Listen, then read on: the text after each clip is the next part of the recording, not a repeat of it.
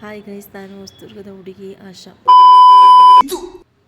ನಾವು ಹೊನ್ನೆಕೆರೆಗೆ ಬಂದೆ. ಹೊನ್ನೆಕೆರೆ ಮೇಕಪ್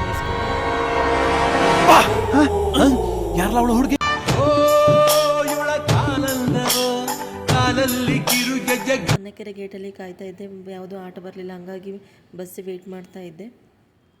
ಅಲ್ಲಿಂದ ಬಾಗೂರಿಗೆ ಬಂದೆ. ಬಾಗೂರಿಂದ ಬಂದು ಮಾರ್ನಿಂಗ್ ಎದ್ದ ತಕ್ಷಣವೇ ಒಂದು ಫ್ರೆಶ್ ಜ್ಯೂಸ್ ಕುಡಿದು ಅಲ್ಲಿಂದ ಸ್ನಾನ ಮಾಡಿಕೊಂಡು ಮತ್ತೆ ಪೂಜೆ ಮಾಡಿ, ಏಕೆಂದರೆ ಇವತ್ತು ಶನಿವಾರ, ಸೊ ಹಂಗಾಗಿ ದೊಡ್ಡ ರಂಗನಾಥ ಸ್ವಾಮಿ ಪೂಜೆ ಮಾಡಿಬಿಟ್ಟು ಮತ್ತೆ ಹೊಸದುರ್ಗ ಪಾರ್ಲರಿಗೆ ಬರಬೇಕು ಅಂತ ಹೇಳಿ ಬಸ್ಸಿಗೆ ವೆಯ್ಟ್ ಮಾಡ್ತಾಯಿದ್ದೆ.